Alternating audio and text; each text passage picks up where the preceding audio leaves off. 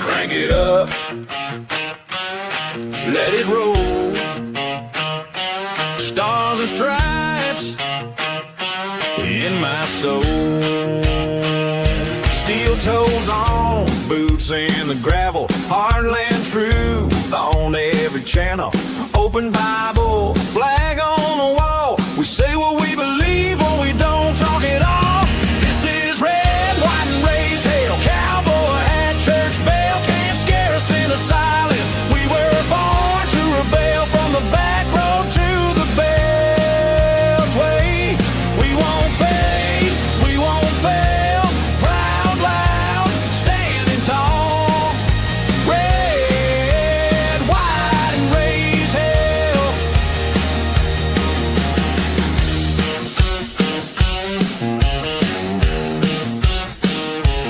We back the bad, we guard the border. We love our guns and law and order. They try to shame every word we say, but we don't bow down, we just press play. This is red, white and raised hell. Cowboy hat, church bell can't scare us into silence. We were born to rebel from the back road to the bell. Hey, we won't fade, we won't fail. Proud, loud, standing tall. Red, white and raised hell.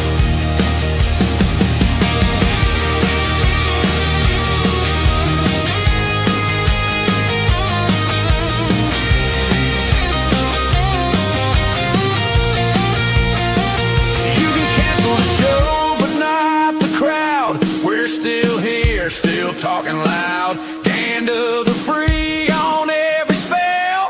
Hit that mic, host, let the truth ring out. This is red, white and raised hell. Cowboy hat, church bell can't scare us into silence. We were born to rail from the back road to the beltway.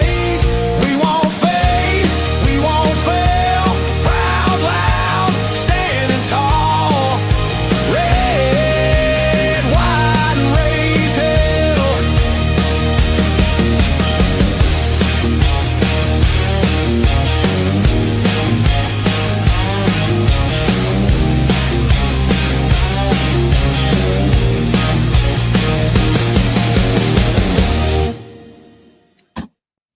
right, raising hell in the Strait of Hormuz. Good morning. Thanks for being with us. I don't know what the hell is going on right now. Can I tell you point blank? I don't know what's going on. I don't know if anybody can definitively say that they do. It's a bad way to start a Wednesday morning, but I'm telling you right, you know me. If you've been watching me or listening to me at any point with any regularity over the course of the last many years, you know that I usually come in with a strong opinion one way or the other, and I defend it, and I'll give you my reasons for it, and I'll give you my research on it, and I'll articulate my, I guess just my thoughts on it, and usually without much equivocation. But there are sometimes, rarely, but sometimes where I just don't know what to say, because I don't know where I stand on something. Very, very rarely. I went yesterday, and thank you, Dylan. You can fade that out. I went through yesterday a range of emotions.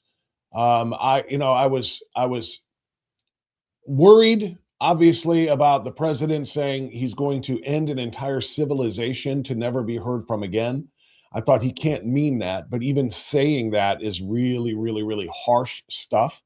It's going to lead to a lot of worldwide condemnation. It's going to weaken our standing in that regard. So I didn't like that.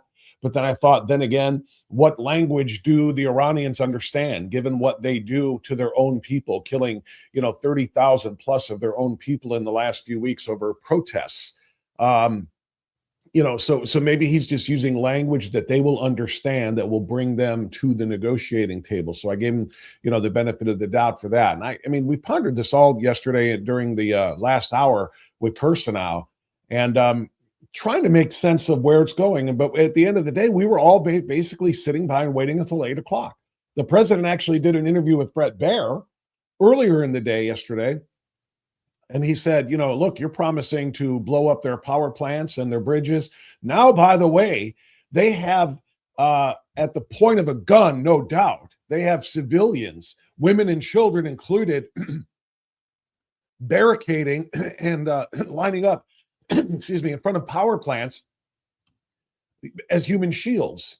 And President Trump reiterated to Brett Baer, 8 o'clock is happening. Just so you know, 8 o'clock is happening. I hope it doesn't have to, but it is. If they don't come to us with a strong deal, it's going to happen. Okay. And everybody was just like, good Lord, he's not going to order the strikes on those places with all of those civilians around.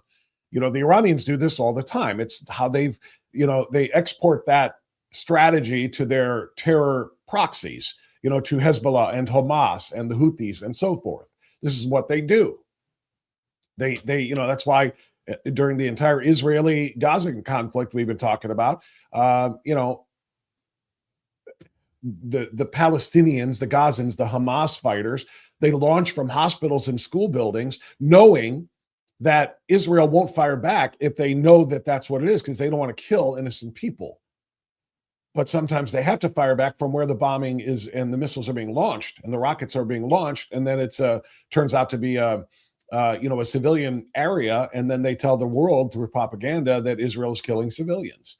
They use human shields all of the time in that mindset. That's their culture. They don't care about their own people dying. Excuse me. So what we have, obviously, is the Iranians doing that on steroids, yesterday by putting these, human beings in front of the power plants that Trump is threatening to destroy. And President Trump said, we're going to do it. So we were all waiting with bated breath to see what would happen yesterday at 8 o'clock.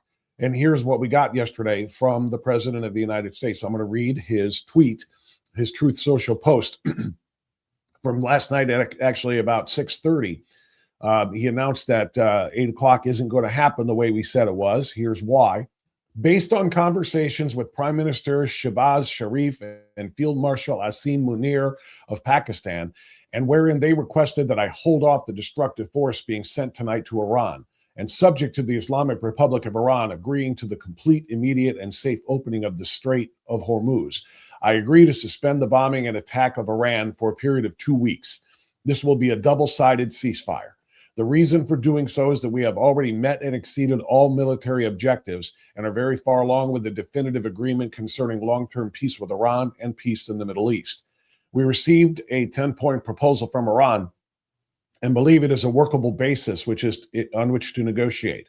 Almost all of the various points of past contention have been agreed to between the United States and Iran, but a 2-week period will allow the agreement to be finalized and consummated. On behalf of the United States of America as president and also representing the countries of the Middle East, it is an honor to have this long-term problem closed to resolution. Thank you for your attention to this matter, President Donald J. Trump. All right. Now, I'm reading that not with excitement in my voice. I'm reading that, quite frankly, with grave concern in my voice. I'm reading it in some ways with incredulity because, wait, what? This is why I'm, in a rare moment for me of two minds on something. I'm failing to understand the president's optimism in that Truth Social post when after that we found out what the 10 points that he just bragged about, what they are. The president said we received a 10-point proposal from Iran and believe it is a workable basis on which to negotiate. Almost all of the various points of past contention have been agreed to between the U.S. and Iran. Okay, well, then let's see them. This morning on Fox and Friends, Trey Yingst, who does an amazing job of reporting from Tel Aviv most of the time, he's in Tel Aviv, reporting on this, laid out the 10 points that I need you to hear. And then I want you to tell me, are we truly on a road to ceasefire? Are we truly on a road to, as the president said, peace in the Middle East, peace with Iran? Are we getting what we demanded? I'm just gonna have to let this play, and I'll pause it and make some points and ask some questions, I guess, because I am in a really, really difficult spot here in trying to understand what exactly just happened last night. What did we get for this buildup to this dramatic 8 o'clock showdown? What did we actually get in this ceasefire that was announced? Now, part of me, by the way, wants to give the president the benefit of the doubt, obviously, and believe that he knows more than we do. And I posted this last night, kind of, that the president at 8:02 last night announcing to everybody to chill because here, let's watch it. The shit's chess, it ain't checkers.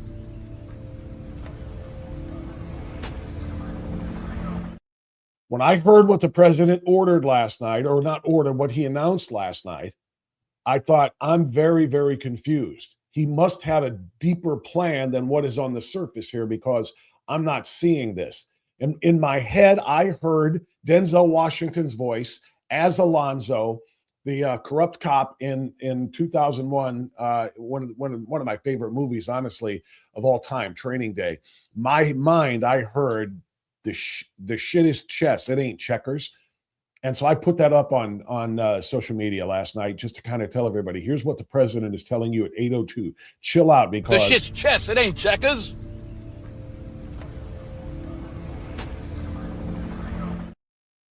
And I left it like I did when I went ahead and made that clip. I clipped that out of a YouTube video last night. And I left that last part there where he's glaring at Jake and saying, look at me. He didn't just say it and look away. He said, the shit is chess. It ain't checkers. And he glared at him and saying, like, as if to say, do you get it?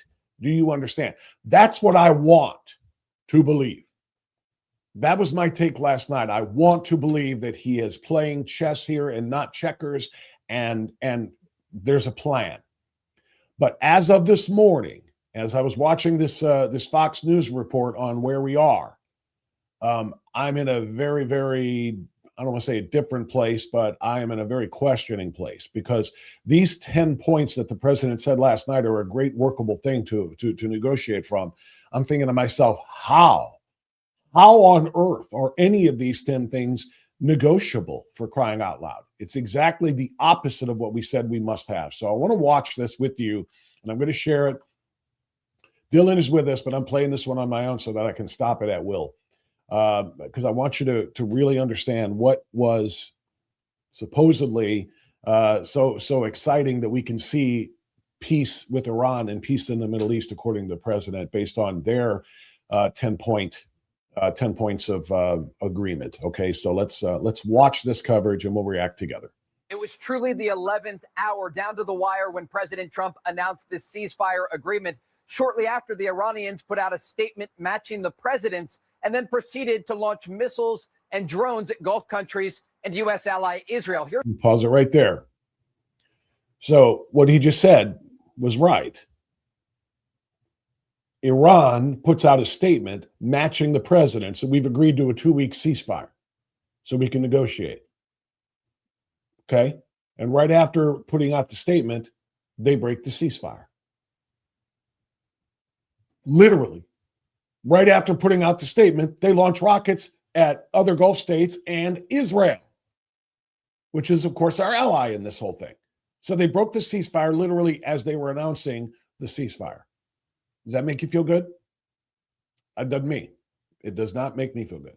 here's what it looked like in Tel Aviv after the ceasefire was announced.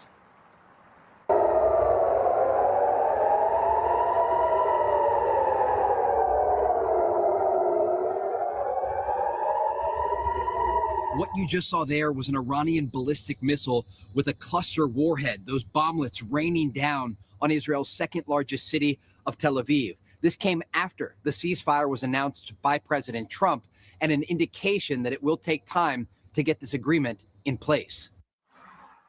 All right. I'm sorry. I'm looking for the art of the deal. I don't know if I see it here. We have a ceasefire. Okay? We agree to a ceasefire. Thanks, everybody. Have a nice night. Fire! And they launch cluster bombs. The cluster bombs are important, by the way. What you saw there with the bomb breaking up almost looks like fireworks. When you go to the fireworks, breaking up into multiple parts, because the Israeli Iron Dome can, of course, stop most of those, pick off most of those bombs and rockets that are launched into Israel, but not when they break up into several parts and land in a dozen different places at the same time. So Iran says, yeah, we've agreed to a ceasefire. Now fire at Israel. Wait, what? All right, here's more. Now, since the overnight hours, the fire has stopped toward Israel, but has continued toward Gulf countries. The agreement, in part, appears to be holding, but we're looking now at the details of this deal. Not sure why the video seems to be frozen here, but that's not acceptable to me. I want to get up here. Here we go.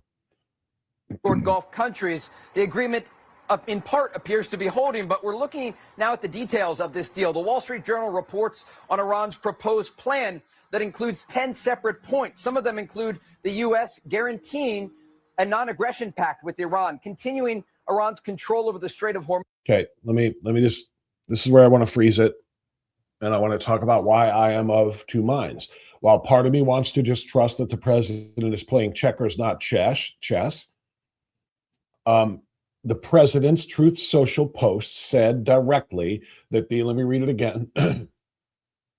We received a 10-point proposal from Iran and believe it is a workable basis on which to negotiate. Almost all of the various points of past contention have been agreed to between the United States and Iran, but a 2-week period will allow us to finalize and consummate that agreement. Okay, here's the 10 points. 1, we must stop. Fundamentally commit to guaranteeing non-aggression. So we must promise we will not launch anything else at them. 2, continuation of Iran controlling the Strait of Hormuz. How the hell does Iran get to control an international waterway? That's 1,000% unacceptable. It's why we are where we are. The president's post on Easter morning said, open the effing strait, you crazy bastards. Okay, and now this would agree and let them continue to control it. Huh, what? 3, acceptance that Iran can enrich uranium for its nuclear program. Wait, what? That's a non-starter. We've talked about this. We've listened to Marco Rubio explain this over and over again. That can never happen. 4, removal of all primary sanctions on Iran. Wait, what? The sanctions on Iran are the only things that we had in place against them that were limiting at least a little bit of what they could do. 5, removal of all secondary sanctions against foreign entities that do business with Iranian institutions. In other words, a continuation of number 4. Wait, what? That is also a non-starter.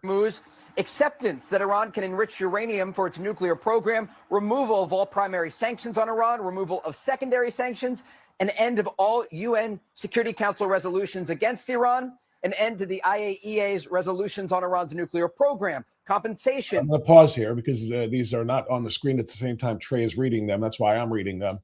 All right. An end to all UN Security Council resolutions targeting Iran. In other words, the United Nations agrees to let Iran do what Iran does. No. 7. End all International Atomic Energy Agency resolutions on Iran's nuclear program. The IAEA is the only thing that was able, again, in the old deal that was struck by Obama, for crying out loud, they were supposed to allow anytime inspections of the Iran nuclear program to make sure that they were only enriching uranium for the purposes of energy, not for the purposes of weaponry, to the level of weapons grade. Again, Marco Rubio explained all of that too. So wants to end all of that IAEA inspection stuff. 8, compensation payment to Iran for war damage. Wait, what? No. Now, I did say yesterday it is not uncommon for when true peace agreements have been made that the world collectively may unite to try to help a nation rebuild from war. That and you know, that is something that we can talk about and consider as a part of a deal that would, let me put it to you another way. If numbers 1 through 7 so far are just tossed right out the window and we actually get what we want on all of those things, they are not in control of the Strait of Hormuz. All of these sanctions are not lifted, et cetera, et cetera, et cetera. Then maybe we can talk about contributing to helping them build up a free, democratic Iran so that we won't have a fundamentalist Islamic theocracy threatening us and the rest of the world again. Okay? Maybe we can talk about contributing to something like that. But just compensation payment to Iran for war damage that they brought on themselves? Sorry. 9, withdrawal of U.S. combat forces from the region. Sure, we'll just abandon the entirety of the Middle East, the Gulf states, all of our bases in the Middle East. Yeah, the whole region. We'll just clear out of there.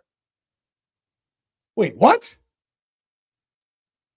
And then 10, ceasefire on all fronts, including Israel's conflict with Hezbollah in Lebanon. That's negotiable, except for the fact that it's never negotiable because Hezbollah has never honored a ceasefire. They will always continue to fire rockets into Israel.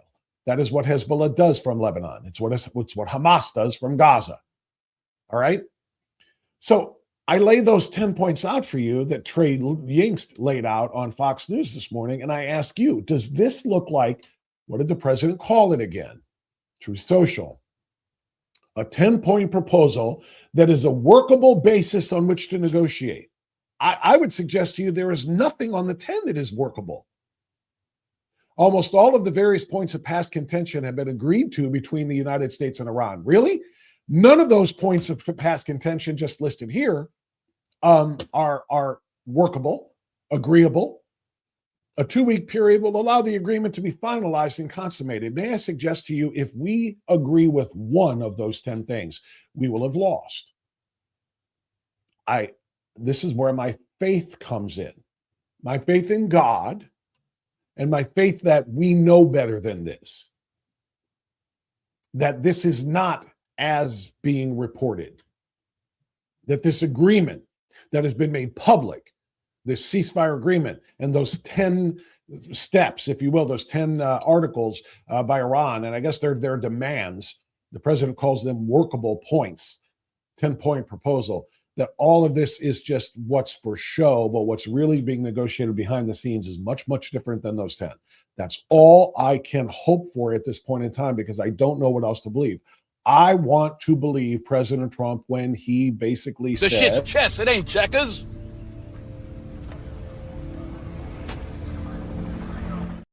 Looking at what was reported, and I don't know what to believe. And I hate to be that way because I tend to, like I said, come in here with all of my research done and all of my opinions formulated based on that research. But at this moment in time, I'm scratching my head and trying to figure out where the president is on this. Payment for Iran and its war damage, withdrawal of U.S. forces from the region, and a ceasefire on all fronts. Those are a number of points that are not going to be reached, and the next 2 weeks are going to be critical as negotiators try to hammer this out. Now, Israel's Prime Minister Benjamin Netanyahu posted a statement on X overnight agreeing with the president about the ceasefire, saying Israel also supports the U.S. effort to ensure that Iran no longer poses a nuclear, missile, and terror threat to America, Israel, Iran's Arab neighbors, and the world. The 2-week ceasefire does not include Lebanon. We're also getting a look inside of Iran today, where pro-government demonstrators gathered and chanted in the streets of the Iranian capital here in Tehran. They chanted death to America, death to Israel. They were burning U.S. flags and chanting victory in the aftermath of this nearly 40-day war that erupted in the region with the beginning of Operation Epic Fury. So, okay. Now, that last part, and I'm done with the show now, and Dylan, you can take it back over. I'm done with that presentation. That last part, I'm dismissing completely, out of hand, dismissing. You know, all of these pro-regime Iranians, they are chanting death to America and burning American flags and, you know, go Iran, go Iran. They don't want that.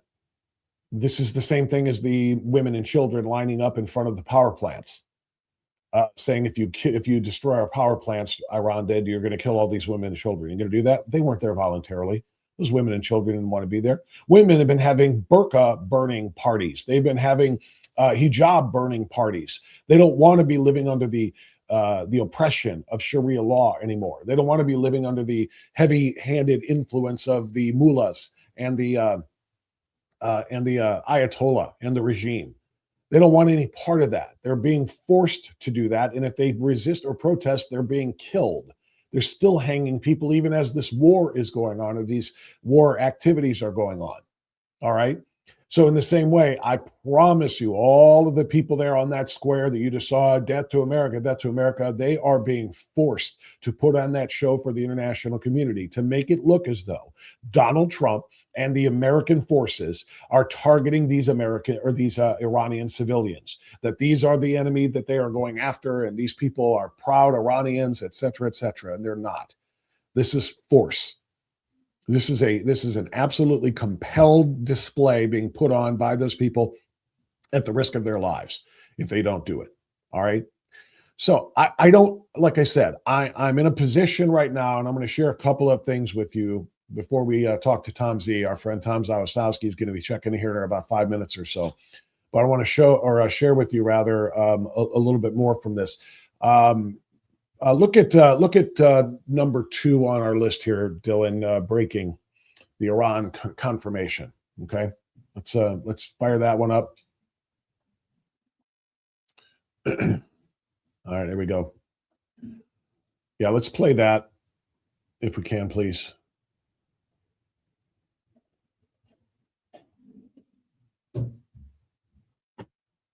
Dylan, you good? With Prime Minister Sharif, the Truth Social from the White House, saying this: based on conversations with Prime Minister Sharif and Field Marshal Munir of Pakistan, and wherein they requested that I hold off the destructive force being sent tonight to Iran and subject to the Islamic Republic of Iran, agreeing to the complete, immediate, and safe opening of the Strait of Hormuz. I agree to suspend the bombing and attack of Iran for a period of 2 weeks. This will be a double-sided ceasefire. Okay, this is you go and pause that. This is repetitive here. This is just Bear reading what the president said, which I read already. So I guess that one is not necessarily important right now. Let's get to the third one, the other breaking news story there, which was the Ayatollah ordering ceasefire. Go ahead.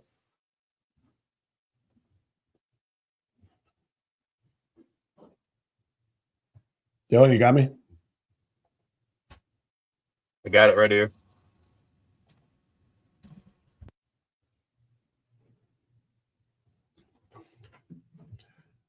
All right, I'm just my uncle. They've been calling him crazy for making threats, but guess the threats worked. The strait's on its way to being opened, and Iran's promising to stop firing missiles and drones. The next 24 hours will be the test. If oil tankers start sailing through, we're on our way to officially ending this and hitting the president's 6-week time frame. If they play games, back to bridge and power plant day. The mullahs should know better. Their economy's in a depression. Heavy industry like steel, petrochemicals, and their military-industrial complex have been obliterated. People were already taking to the streets during the last economic crisis, and now it's 10 times worse. All morning, we were peppering their crown jewel, Karg Island. That's something Iran can't afford to lose. And our B-52s were already on their way to theater today, but Iran had no choice. The New York Times is also reporting China begged the Iranians to take the deal, saying their economy couldn't take it anymore. Okay, pause. This is an important part. This is the part of this I wanted to get to. What about the role of Iran's allies? What about China? What about Russia? What about other nations that are absolutely dependent on that oil being able to flow freely through the Strait of Hormuz on those tankers? What about them?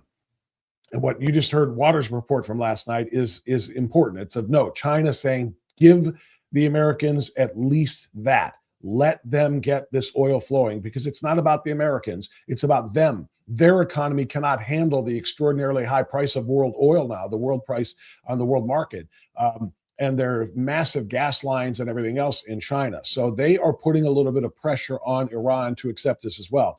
However, the real concern here isn't the original agreement. If there is one, it is whether or not they will honor it going forward, whether or not this is just deception, which it almost assuredly is, because this is what they have done in the past. Let me put it another way. The Ayatollah orders the ceasefire, the so-called cardboard Ayatollah, because nobody's seen him. People are still wondering whether he's dead or not, or whether he's severely wounded or whatever, or if there's a double. But at any rate, the order comes from the Iran regime to enact a ceasefire. But again, immediately after the ceasefire is announced, they start launching rockets into Israel. Those cluster bombs. They're launching these missiles that break up in the air, because that way they can't all just be, picked out of the air by the Iron Dome, the Israeli Iron Dome. So they start firing right after a, quote, ceasefire is announced and agreed to. So make that make sense. It does not make sense to me. I do not believe we can trust anything that the Iranians say. And so I do not know if this, quote unquote, ceasefire is going to mean anything. Because from what it looks like, just hours after the quote unquote deadline of 8 o'clock last night, just a few hours now to where we are this morning, it looks to me like, the ceasefire is a word to kind of cover up the fact that we went into something without a plan and we kind of got exposed. I mean, President Trump in no way, shape, or form was ever going to make good on threats to, quote, wipe out an entire civilization, never to be heard from again, because that would mean civilians. He was never going to do that. That's tough talk, because it might be the only kind of talk that the Iranians understand. Okay. And he was never going to launch bombs and drop bombs or launch missiles at power plants when children and women are all standing around it, even if they are being forced at the point of a gun to stand there, because that's what they do over there. That was never going to happen. But the fact that the president went public with his threat that it's happening at 8 o'clock, he did it on his Truth Social on Easter morning.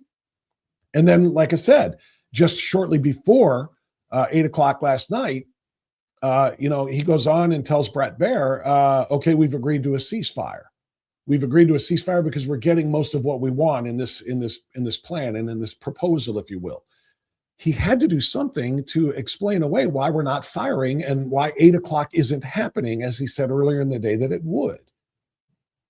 Now, I hate this fact, but it is a fact. The president, by going so about public with his plans on Truth Social, as opposed to keeping covert what his options are with Iran, he gave the Democrats the ability to do what they are doing, which is yesterday during the day chanting all up and down Capitol Hill or from their various locations where they are on break, but members of Congress and members of the left-wing media screaming that Trump is threatening war crimes. The explosion of the power plants would be war crimes. The explosion of bridges would be war crimes. Now, by the way, neither one of those two things is true. The quote-unquote targeting of civilians, and wiping out a civilization, that would be a war crime, especially if it's, retributive. If it's about retribution, that would be a war crime. But again, they really only could shout those things because the president used that verbiage in his messaging. But it gives them the opportunity to scream yesterday, the president's threatening war crimes. And then when the president says we've got a ceasefire and I'm not going to do it, then they get to say Trump chickened out. So which one do you want? Democrats? You want the president to not chicken out and commit those war crimes? You probably do. You would sacrifice how many lives in any kind of a theater of war if it meant you got to take Trump down. So yesterday they're screaming, Trump's threatening war crimes. And yesterday Trump doesn't commit war crimes. And they're saying, aha, Trump chickened out. It's a lose-lose. And I hate it. But again, it's in part because the president went ahead and did his entire negotiation publicly. When you put this stuff on Truth Social a little bit willy-nilly, a little bit haphazardly, you kind of run into situations like this. I would have preferred that the president, through our negotiators, made the demands of Iran, that he was going to make very, very clear, but very, very covertly, and let them know, if we don't get that straight open by Tuesday at 8 o'clock, you're going to see things happen to you you've never seen before. Do that quietly. And then what happens is 8 o'clock comes and goes. They didn't do anything. And then suddenly all we do is have reporters saying fresh, strike, missile strike campaign has launched by the United States targeting Iran's bridges and power plants. And then it's just war, and it's war coverage. But because he did it publicly, it became, is he going to do it or isn't he going to do it? And if he doesn't do it, does that make him a weak, feckless, toothless paper tiger? And if he does do it, is he a war criminal? It just puts us in a really, really uncomfortable spot. But I will say this again, those 10 points that were released by Iran yesterday, and I just presented to you this morning from Trey Yingst, none of those 10 things are acceptable. 0 of the 10. Okay? 0. And yet the president called it workable. These are 10 workable points that we can negotiate from. And I'm failing to see it. I believe in the effort. I believe in this campaign, and I believe in the reasons Marco Rubio laid out so eloquently from the Secretary of State's desk that the mainstream media will not touch, they will not play, which is very, very infuriating. People don't know why we're at war with Iran because they won't tell the story as laid out. They won't explain it all in as articulate fashion as Marco Rubio did. That's frustrating to me.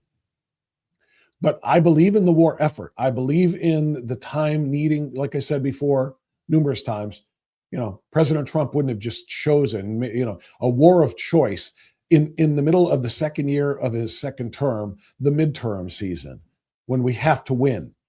And such a move is going to divide even conservatives, which it is. And such a move is going to raise gas prices and thus the prices of everything else, which it is.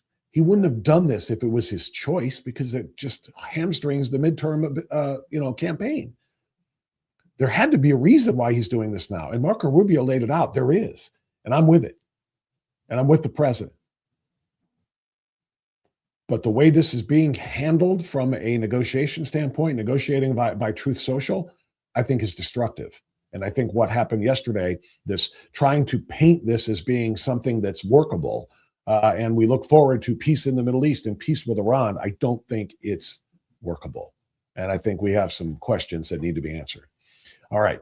When I've got questions that need to be answered, oftentimes I turn to my friend Tom Zawistowski, the president and the founder of the We the People Convention, who's joining us now right here to analyze and try to make some sense out of this. Tom Z, welcome in. Hey, how are you?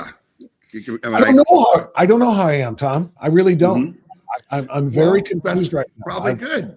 That's probably a good thing. I mean, again, why do we think we should really understand all this? I mean, I'm getting texts and emails. I watched, the clips you showed. I watched, last night on TV, and people are all over the map. Because, Bob, what do you and I really know? I mean, I know one thing, Donald Trump knows a lot more than we do as far as the facts, as far as what's going on. And, anybody who wants to say, oh, he doesn't have a plan or whatever. Yeah, Donald Trump doesn't stay up all night thinking about nothing. He stays up all night thinking about what he's doing next and what have you. So, I think it's absolutely correct for us to question. You put up that list, and the first thing that came to my mind is, this is like negotiating with the Democrats on funding DHS, right? We'll fund the ICE and DHS as long as you pass this bill that eliminates them from being in existence, right? Exactly. It's the same thing. And these are the same people. The communists, the Islamists, they're the same people. They do lie. There are problems, right? So I just think that we've got to take it at face value. And that means what? It's a process. It didn't say the war ended. It didn't say we agreed. It said, here's where we've got some place where we can negotiate, right? And you and I look at those points. There's nothing there that he can give up. No. But they're looking at our 15 points and they're saying there's none of those things they can do either, right? So the question is, what happens once you start talking? What happens once, they break this last night immediately? And it wasn't just Israel, right? I mean, Fox News immediately goes to Israel and look at they're breaking the peace deal because Israel doesn't want the ceasefire. Right. But, they didn't give a whole lot of coverage to the UAE got hit by a bunch of rockets and other, Arab states did. So what's Trump going to do? It gives him the excuse to say, well, we got to take these two other islands other than Karg Island, or we've got to bomb this or bomb that. It does change the dynamic because he looks like he's trying to be reasonable and they're being exposed for who they really are, which is a bunch of liars. So here's the problem. Here's the problem with part of that. Tom, here's the problem with part of that. Here's the problem with part of that, that in his preface to his announcing of the 2-week ceasefire, which again was immediately broken literally after they said, we have a ceasefire, now fire the rockets. The problem is he said that the reason why, and I'll go back to the Truth Social that he put out at 6:32 last night, quote, this will be a double-sided ceasefire. The reason for doing so is that we have already met and exceeded all military objectives and are very far along with a definitive agreement concerning long-term peace with Iran and peace in the Middle East. And I'm thinking to myself, on what basis, Mr. President, have we already completed, met, and exceeded all military objectives? Because when this 2-week ceasefire is over, Tom, I think it's going to be a return to fire because of what you just said.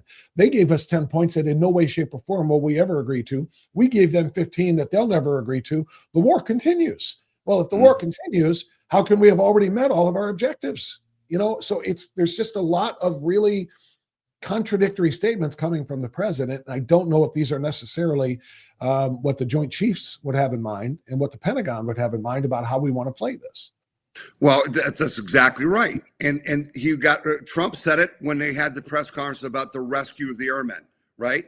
There was a great question where it said, was there anybody, in your circle saying, don't do this, it's too risky? And Trump said there were people saying, we can't risk 200 men to save one. And he said, I knew it was risky and he had to make the decision. Well, you got to concede that right now, he had all kinds of people saying, bomb, bomb, bomb. You saw Jack Keane, okay, and Keane is an advisor to Trump, right? You saw Keane on Kudlow and every show last night. He was despondent. Like he was like, this is terrible, right? You're right. Don't tell me Trump didn't hear that. But the problem is Jack Keane's coming from a certain direction, which is militarily. Trump has got to deal with that along with domestic politics, along with foreign politics, along with everything else that ties into this. And, you think Netanyahu wasn't on the phone? You think, Israel wasn't pushing back? So why did Trump do this? Why did Trump, do something that was so unexpected? Well, usually when he does those kind of things, it's because he sees something they don't. Now, again, people throw around 4D chess and Trump's so smart in the art of the deal. It's established. He's one of the best negotiators ever. No one denies that. And so then you and I can come on today and criticize him because of his negotiating strategy? Really? He hasn't earned our benefit of the doubt? He's earned mine. I wrote to you when he put out that tweet and said, I don't like this. It concerned me. You were troubled by it. Yeah, and so was I. Troubled by it. Okay. But you know what? On Monday, the Iranians said, we won't agree to a ceasefire. We will only accept an end to the war. What happened on Tuesday? They agreed to a ceasefire. But did they? Yeah, well, in their minds, they started firing immediately after at the Gulf states and Israel, not just but the other Arab states. So did they or did they not? Why would we be surprised? Why the other would part we of be this, surprised? the other part of this, Tom, that, and I don't know if this is verified, and maybe you do, but in the coverage I've read and watched, the president's deal in that tweet that you pointed out, you messaged me on Saturday, or Sunday, I should say, that you didn't like, the Easter morning one that said, open the effing strait or else all these things are going to happen. The coverage that I've read said that the strait is going to be open to oil tankers, but only at a cost of $2 million per tanker. They're only going to quote unquote open the strait, you effing bees, as Trump said. Well, they're only going to do it if you pay us $2 million a tanker to let them go through. So that's not, again, I'm going to go back to the president here. And while I want to do the same thing you're talking about, give him the benefit of the doubt, I'm just looking at actual words because he's doing all of this publicly on Truth Social, that the strait is going to be completely open. This was his demand, that it be completely opened. And looking for the language here. Here it is. Subject to the Islamic Republic of Iran agreeing to this is in all caps, Trump style, complete, immediate, and safe opening of the Strait of Hormuz. Well, if they're charging $2 million a tanker just to allow them to travel through something that is an international waterway, it's not even theirs, but if they're charging $2 million or else they're going to blow it up, put mines in the water or whatever, is it truly, complete, safe, and total opening of the strait that is stopping the president from going forward here and agreeing to a ceasefire? Because it doesn't look like it. Right. So I think he puts that stuff in all caps because those are his most important talking points. And when they don't do what he wants, he has the ability then to take the military action that he threatened to take. The thing that kills me is but he didn't, Tom. That's what I'm saying. His threat was open it completely or else we're bombing all of your power plants. Right. So they didn't open it completely. They're saying, we're not done yet. Let's see what happens today. Okay. I mean, again, he's trying to move the ball to a certain direction. And he's also trying to bring the Europeans, and the NATO guy is going to be meeting with him today. Okay. He's trying to bring in other sources.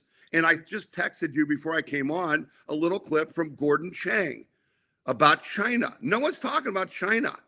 No one's talking about, but did you pick up the part that China weighed into this deal? That China was the one that got the Iranians to go here? Okay. Yes. Now, Gordon Chang says this is a huge victory for the U.S. because, Bob, this is not just about Iran. It's not just about Israel. It's not just about the Middle East. It's about our war with China.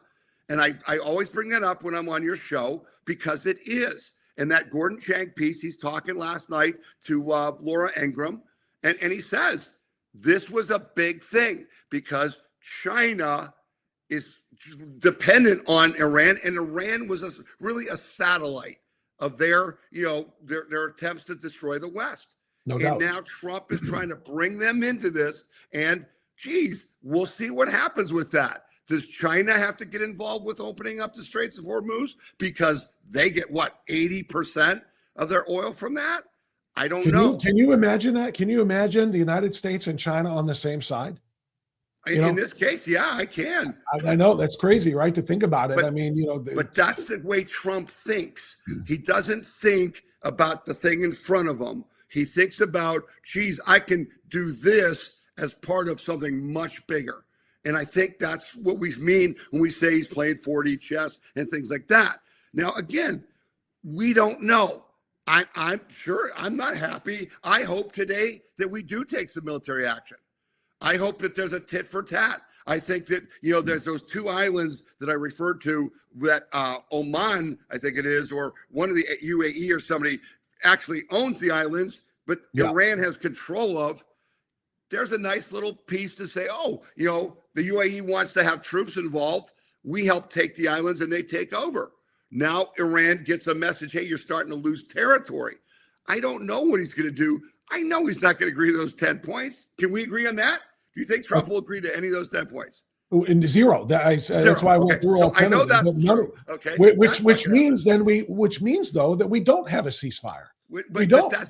But the point is, we're trying to get them to agree to our points, which are we cannot compromise on. They can't have nuclear weapons. They can't, get reparations. They're not going to get. Well, so in other words, it's a continuation of what we've been doing for the last 40 days, basically. In other words, nothing has changed, and that's no. I think a lot has changed. I disagree with you. I think a lot has changed. What changed? I think first of all, we've identified someone to negotiate with. That's an important part. There's been chaos there. Now, do they have command and control? Obviously, we saw with these missiles going up that whoever we're talking to, and he did name them, by the way, and they did put out statements, by the way, that was progress. You can't negotiate a settlement if you don't have anybody to talk to. All right. So that's a difference where we're looking for that. Who can we talk to? Then you got this international participation with Pakistan and China. We didn't have that before. All right. So there is progress if you but what's weird is we still don't have NATO. And that's what I don't understand either. We still don't have the NATO countries helping us the way, again, we have helped them countless numbers of times. The whole pact is irrelevant if they won't actually own this, especially and that guy's going to be sitting in Trump's office today. That'll be an interesting conversation. Yeah. Okay. Let's see what happens with that. Because NATO's got to understand they're on the brink of us dissolving NATO. And I think you and I would say, hell yeah. That and 1,000% I would. Let's get out of both, right? Amen. Let's get the hell out of both because there's nothing there for any of us, okay? So, again, to say that nothing's changed, that just isn't true. Well, what I meant by that, Tom, what I meant by that is prior to his Sunday morning tweet, post, Truth Social post or whatever, it was just, we're still fighting and we're still bombing and we're still striking, and whether it's the islands or whatever it is, we still have a bunch of unmet objectives, and that's why we're still going. But he announces, if you don't open that strait by Tuesday, we're going to do all of these things, and then we don't do those things, and then we have a phony ceasefire, and so we're right back to bombing. So which means that's what I meant when I say nothing has changed. Prior to the Easter morning tweet or post, we were just in the military campaign. We're not done yet. President said, Secretary of War said, Secretary of State has said, might be a couple more weeks, might be a couple more months, we'll see. But then, so it's a continuation. So the drama of the last 48 hours essentially has led us back to where we were before the Easter tweet, which is we're not done. The ceasefire has already been broken. We're going to keep hitting them until we're done. They're going to keep trying to strike back at us and shoot down more of our planes and try to catch more of our pilots that they can't catch. But you see, that's what I meant when I said that 48 hours showdown period only happened because the president went public with this negotiation instead of just sending word by way of Witkoff or whomever that, listen, you don't open that strait by Tuesday, you're going to regret it. Here's what we're going to do. If that stuff is kept down low, we don't have this public spectacle and the potential of looking weak on the world stage when we don't do what we said we were going to do. Okay, so let me unpack that for you. First of all, I had lots of people on our side upset with that tweet and not wanting us to end their civilization. Did you get that? 1,000%. Yes. People, everybody agrees with that. And sure as hell, independents and Democrats, because again, he's going to commit war crimes. Now he's a chicken. Okay, that's beautiful. I know it bothers us that they say, oh, now they have these talking points. Like you said, which one do you have? Now they break the ceasefire, he bombs. What are the Democrats going to say?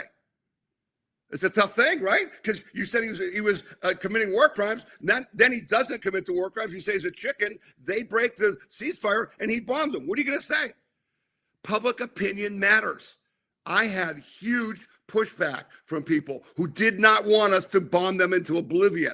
Okay, we didn't understand how you could even do it. There were people on my side talking about EMPs, right? Setting off an EMP attack in Iran to bomb them. They'd be in the Stone Age, wouldn't they, Bob, if we used an EMP to shut off all their electronics?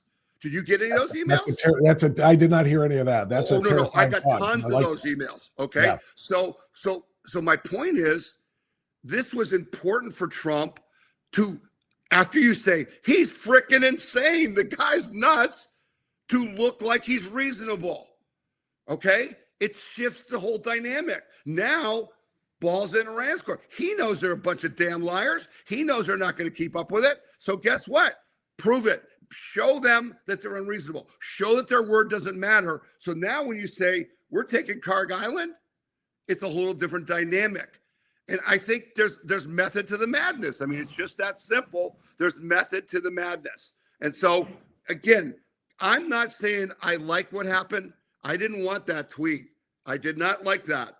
Okay. I sure didn't even like the thing, about Allah on Easter Sunday. All right. That's not right. And so, I'm confused. I actually didn't have a problem with that one. I didn't have a problem with that one because he's mocking them. He's mocking their Allahu Akbar, praise be to Allah, or God is great, or Allah is great, or whatever, because it is Easter Sunday and it's the day when the one true risen Lord, we celebrate. I don't know. I found it kind of actually ironic and okay with that. We would not have appreciated if they mocked, Easter and mocked Jesus, So they do that all the time. They mock Christianity all of the time. Get upset, so then we don't, we should not. We should have a standard that's consistent. But let me just move from that and say, so where we are today is that the NATO guys coming in. If they continue to launch rockets, Trump has every excuse to do whatever it is he wanted to do.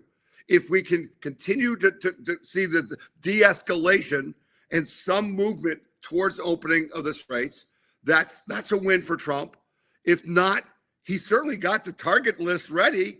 Okay.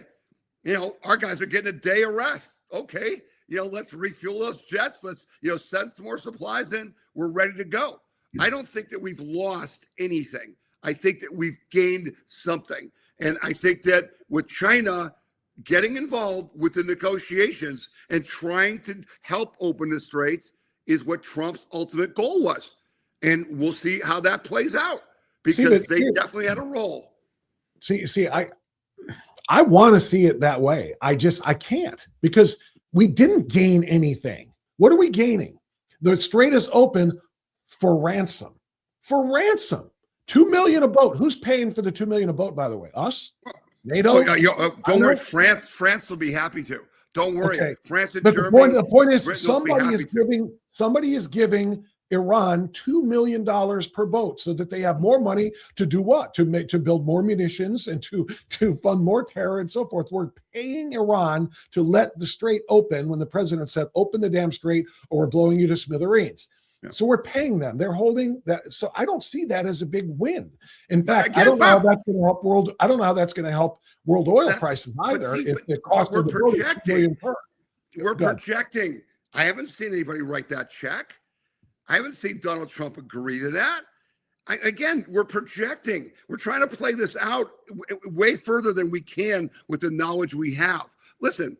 The hardest thing about our society today, and which changed in the 17 years that the Tea Party has been in existence, is that we've taken logic and pushed it beyond its ability to be applied, because we live in this instant social media world where we get this just very narrow list of statements and facts and stuff. I don't even know that list of 10 things is the real list. I don't know that. I don't know what, Trump hasn't released that. Okay. So we say, let's think this through. Let's use logic. It can only take you so far. There's facts that are involved. For instance, Maybe Trump needs to move some weaponry that we didn't know. Maybe we weren't ready. Maybe Hegseth and Raising Cane said, President Trump, we need a little time here because we can't do this, which you want to do. Buy us some time. That's really possible. We don't know that. We'll never know that. We'll never know how the hell they got these 2 pilots out. And quite frankly, Bob, I'm convinced there was more going on than getting 2 pilots out. I'm convinced you don't need 100 soldiers to get 2 pilots out. I think they were doing something else. Were they trying to get some of the uranium? Was there something else going on there? We won't know for years. Okay, but we know. Why do you think that, Tom? What is your suspicion based on? Why do you think? I mean, if I'm going to extract these pilots, I'm going to do it like the first guy, right? They only used 15 or 20 planes, okay, and went in and got the first pilot. The second one, they build an air base, fly in over 100 troops, the best I can tell, okay, and they're there for a period of time. What were they doing? And why was that base? Why was that airfield, 40 miles away from where the guy was? I don't have answers to that. I've heard that there was other things they were doing there. We won't know. I've only heard that from nut jobs like Candace Owens. That's the only place I've heard any of that. So if you've got better places to hear stuff listening to Candace Owens a long time ago. So no, but I'm just saying it doesn't make sense to me to spend that much. She and those other people are once saying we were there to extract uranium. The uranium's under. I mean, I don't even know how many feet of solid rock. I mean, they're doing this stuff underground. We'd have to go in there with a mining crew to be able to go get the uranium. So I don't think it was that. I mean, you may be right. So what was it? I don't know. What else were they doing? I don't know. Were they planting something? Were they getting ready for a future invasion type situation? Were they testing out things that they were going to do? I don't know. But that's what I'm saying. In war, it's years before you actually know what the heck really happened. We will not know what influence Israel had. That's my point with all of this. This is what I don't like, Tom. I'm fine with knowing later on after the fact. Right. I don't want all of this stuff being telegraphed on Truth Social ahead of time. It creates chaos. It creates angst unnecessarily. And then unnecessarily. Again, when did we find out about D-Day? After we had launched, after the invasion, because the president came on to the radio and said, this is what's going on right now, and this is how we set it in motion. If that was happening today, President Trump would be like, all right, listen, you crazy bastards, we're storming Normandy and Omaha Beach and all the rest of it. If you don't give up France, we're coming on the 6th at 6 a.m. Just like he said, Tuesday night at 8 p.m. Wait, what? No, just do what you're going to do and make your negotiations and your threats private, leader to leader or negotiator to negotiator or whatever, and then do what has to happen, and then tell us what happened after the fact. That's how I want it to go. I don't like telegraphing what is going on ahead of time, and then if it goes south, or if you can't complete the threat that you made, if you can't make good on here's what we'll do if you don't meet A, B, C, D, and E, then you look like, again, that toothless paper tiger. I don't think it's good strategy. I don't think it helps us. And so what is our problem? Our problem is it's Donald Trump. He's not going to change. The people I know we hate it, particularly here in the Midwest, because nobody talks like he does in our world. And I'm good with that. I love how he talks. He's not a politician. He's not a diplomat. He's as real and raw as it is. I don't care what that part. And I just try to tell people, you can't have it halfway.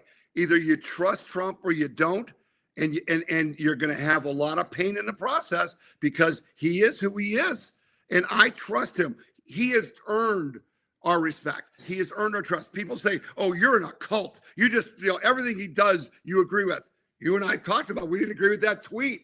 We've talked about all kinds of things we don't agree with. His position on marijuana, I don't agree with. All kinds of things. But he's earned it because why? He's been right way more often than he's been wrong. You can go from, they're spying on me, during the election and he was right, okay, to, they're ripping us off with, these foreign trade deals. He's been right way more than he's been wrong. So when do you get the benefit of a doubt? The answer for us is that you got to make a decision. Do you trust the guy or don't you? Because we don't have any choice. He's our guy. Now, don't blindly support him. This conversation, I think, has been good. I think you and I have, really hashed out what your viewers are concerned about. Why does he do it? Is it right? Is it wrong? Is there some upside? Did we gain anything? These conversations are important, but you can't lose trust in the guy that's running the show. And I'm not gonna say that we know when I don't know. I don't know. He could bomb the hell out of them today. You know that. I think that's more likely than table. Yeah, and I think that's more likely than not. I think that's more likely than not. He's still got lots of chess pieces on the board, and he's taken a lot of their chess pieces off the board. There's all kinds of things that could come from this. For instance, I love the part about the straits will be open in cooperation with our military. Okay, I kind of thought, oh, that's pretty interesting. Let's cooperate with their military so we can find out who those people are and what resources they have. Oh yeah, let's cooperate. Let's do that. Because how about these people that have been hiding in caves and in holes who are afraid to come out? Now, there's supposedly a ceasefire. Do some of them come out and now we can find them when we couldn't find them before? There's so much more to this. And I don't think we've given up a single card to play. And I think we have moved forward in a way that, for whatever reasons President Trump has, he thinks is advancing the goal, which is what? No nukes, no missiles, right? I don't think he's about regime change because I don't think you can change the regime. I think that is a nation that it's like Iraq. We couldn't change Iraq. We didn't change Iraq. Okay. We're not going to change Iran. We didn't change Afghanistan. I don't see that's our deal. That's what Israel wants. Good luck with that. Okay. They've been around for 4,000 years. Good luck with that. I'm fine with no nukes, no missiles. We're there to be able to actually monitor all the time. And the Straits is open. And guess what? You don't own it. It's international waters. We get those things. You give me those four things, I'm good. I agree with you 100%. Give me those four things. That's the goal. So let's see if he can do it. Okay, let's see if he can do it. But as far as their demands and them chanting "Death to America," and shut up. You're just those people are chanting at the tip of the spear. They are being forced, because if you don't sufficiently back the regime, then you're going to hang you. Did you see the fools at CNN ran a fake letter from Nigeria about the thing, and Trump just it helps us so much. No one's listening to them. Look at their viewership, Bob. Oh, I know. Combine their viewership is horrible. Okay. Trump is the one that people are listening to, and that's to our advantage. So here's the last thing I'll ask you, Tom, is, I want this to be over ASAP, because every day it continues. Every day the gas prices continue to be $4 or more. Every day that everything else is more expensive because diesel to haul everything to our stores is more. Is a day closer to the midterms. And it's a day closer to us getting our butts kicked in a huge way.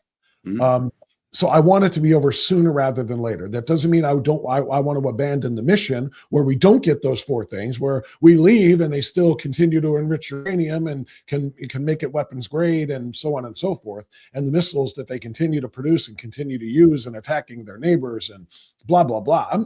I want it to be done. I just want it to be done sooner rather than later, because I want to spend the rest of the spring and all of the summer and the early part of the fall telling everybody how great things are. Keep us in power.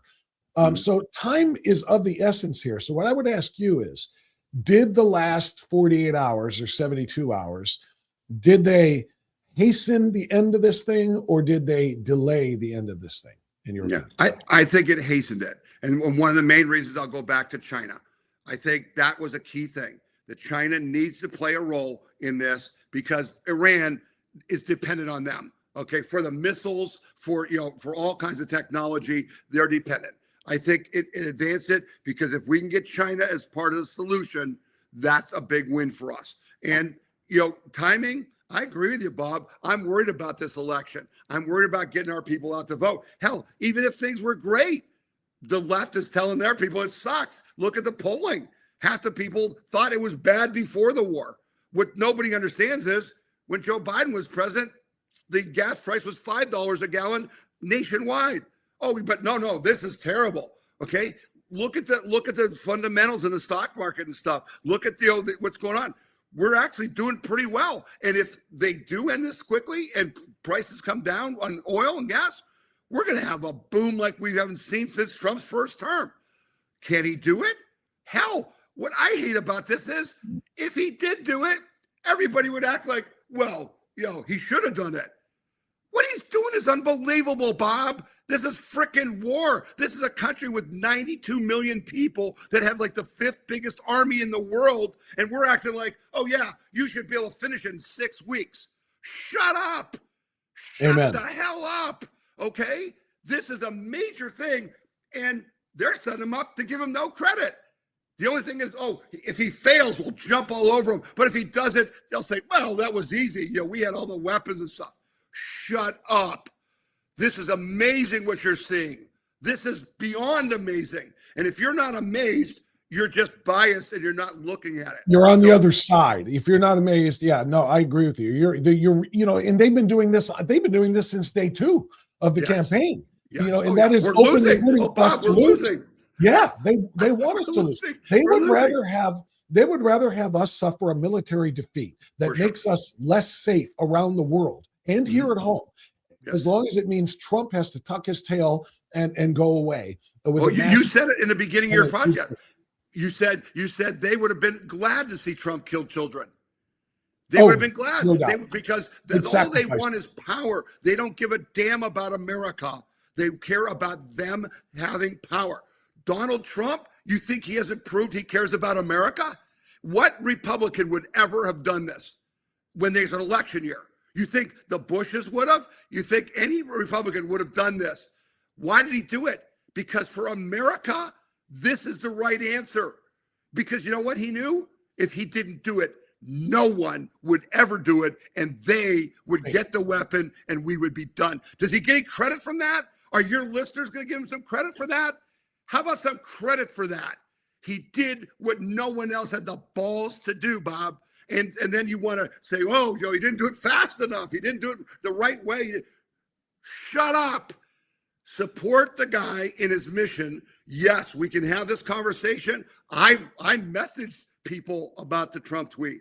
I said, hey, stop this. I mentioned the White House about, hey, I don't like this. I can do whatever I want with Cuba. I can do whatever I want. No, Mr. President, yeah, you're going to make the decision, but we, the people, the United States can do whatever it wants. Quit with the I stuff. Use the we, use the United States.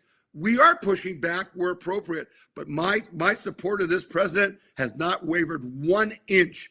And I don't think anyone watching this podcast should be disappointed or despondent or anything else. We are winning. We're going to win more. And then we're going to win more after that.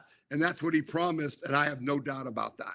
Yeah. And I think the word people might have is, like I said, worried, not despondent, not depressed, but worried that is it going to be done in time for us to get the ship righted for, like I said, for November. I think everybody here is terrified.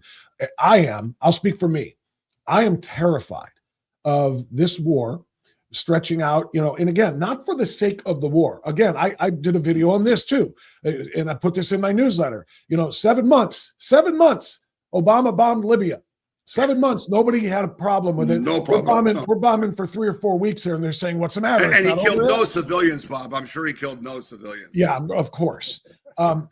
But my point is, I'm not saying I want it to be over for the sake of expediency. I'm saying because of the time in which this was necessary, and I agree it was necessary. Again, we'll go back and play Marco Rubio again, laying it all out point by point why this had to happen right now. That was really good. That's really good. It really was, yeah. I'm just worried about the fact that we do have the elections coming up, and I'm terrified of losing the majority, because as soon as we do, they have already said they are going to start the investigations and impeachments of Hegseth, of Trump, obviously. I mean, of Rubio, everybody that they can, they will start and immediately begin the process of, as you know, seizing forever power by way of packing the Supreme Court, by way of adding statehood, by all of the things we talk about all the time. We're never going to be able to recover from that. So I'm sitting here going, I want to hasten the end of this war, make it successful, get those 4 key components that you listed done, actually done, not just on tweets and on Truth Socials, where it's like, we've already completed all of our military objectives. Have you? Because I don't think you have, because they still have, the enriched uranium, and they still have the everything that we talked about with the ballistic missile stockpile. All of these things we haven't met yet. Okay, so whatever it's going to take to make that happen faster so we can get on with the business of telling the American people we've got this, keep us in power in November so we don't begin the end of the republic, Tom, that's what I want to see happen. Yeah, well, I would urge you, because, you and I are good friends, and I don't want you to be terrified. I know you're a godly man. I know that, you have faith, and, this history is not written in any way, shape, or form. And this is certainly a key thing. This war thing is key, but it's not the only thing. And you I love the fact you mentioned the part where the left is openly, there was I forget which congressman was on just this Sunday saying, if we win, we're going to start impeaching Trump right now, as soon as we win in November. Okay, Bob, that's a great message for us. You know why? It gets our people out. And you know what it also does? It gives me an ad that I can run and say to their voters, how does this lower your living costs? How does this increase your wages? How does this do anything for you if they spend all their time trying to impeach Donald Trump? How does this help you? The answer is it doesn't. It's a vengeful act. And while there's this percentage of the nut jobs who are out the no kings, right? The no kings people, I showed you that was 2.7% of the population. They're going to come out and vote because we're going to impeach Trump. But there's a whole lot of other Democrats, particularly if things are tough, who are going to say, how does this help me? That's your message? You're going to campaign on, we're going to get Trump? There's a lot on our side who think that's enough. I'm guaranteeing you that's nowhere near enough. There's nowhere near enough. We might be able to be successful at convincing the centrists or the moderates of that. The Democrats, the true Democrats, and even beyond the no kings ones, though, they'll say, I don't care. I'll pay $5 a gallon if it means getting rid of him. Just get rid of the orange menace, and I don't care if it helps my bottom line and my family budget or anything else. They are so poisoned with hatred toward him by the media, by the elected Democrats. They would actually rather have that. Think about it, Tom. When you think about and look at all of the man on the street interviews at those no kings things, what has he done that is king-like? What has he done? They can't name it. They can't say it. And they have no clue, but they're holding their signs and they're like, everything. That's what he's done. Everything. And so they are so beyond reason. And we're not going to reason with them. So it's the moderates we have to appeal to. But here's the good news. Those people are about 27% of the population. That's all they are. There is no, listen, Bob, just what percent of the voting population, though, is what I want to know, because that's it depends if we turn out or not, doesn't it? Yes, it does. Because we decide that, right? If we turn out, they're even lower. They're like 20% of the voting vote. Okay, if we turn out, that's the key. And I think their message of impeach Trump helps us turn out. That's the ad I would run all year. The flip of that, Tom, is, and it's really frustrating to have to acknowledge this, but I agree with you. The stuff that they're doing will help us turn out. But the fact that this war is on and is continuing, and I think this ceasefire is absolutely nothing. It's not going to exist. The war is just going to continue to wage on. It has divided us. If you look at conservative media, and I'm not talking about the nut jobs like Candace, I'm talking about your Facebook. No, we are definitely divided. No doubt. You're right. We got people I lock arms with in a million different places, literally and figuratively, are pushing one another and saying, we got to get out of this thing. And this was a terrible idea. And others are saying no, because of all of the reasons you and I have articulated why this had to happen. So how can we count on a turnout when we can't come together and say we are united behind this and him and the agenda and the majority that we need. So that's what I'm a little bit worried about here. Is Well, this and having has done split this, us, not brought us together. And so having done this for 17 years, you understand what the dynamics are. And unfortunately, fear is the biggest driver.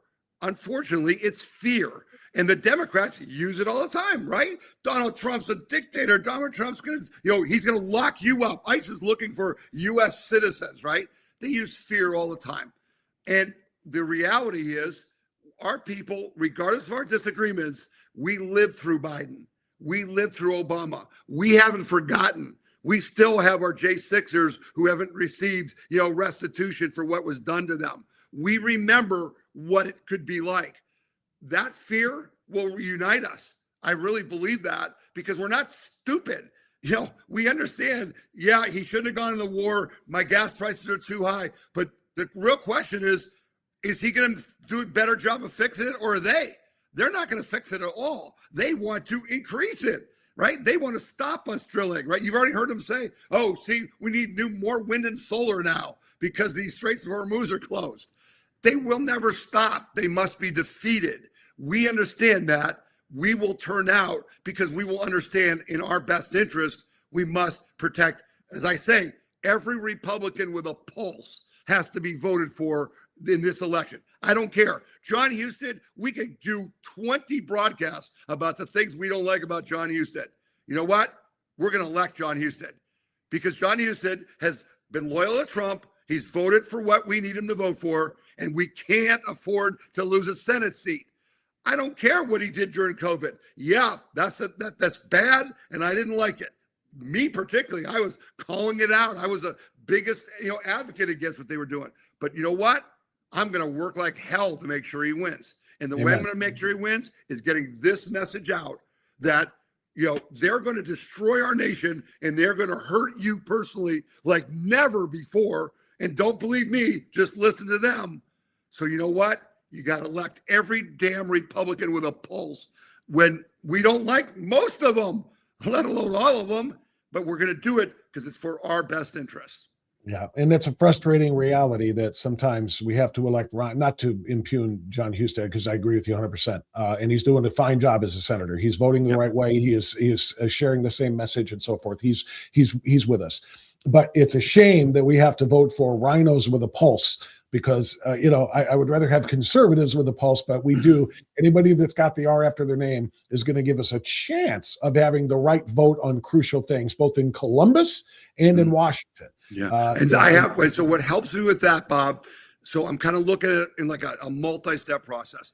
I am really hopeful that we're going to do some things like pass the Save America Act in the reconciliation or something. Somehow Trump's going to get it done. I'm very hopeful that Harmeet Dillon, who may be the associate AG coming up, but Harmeet Dillon is going to get the states to have to clean their voter rolls. I very much feel like the Supreme Court is going to rule that election day is election day.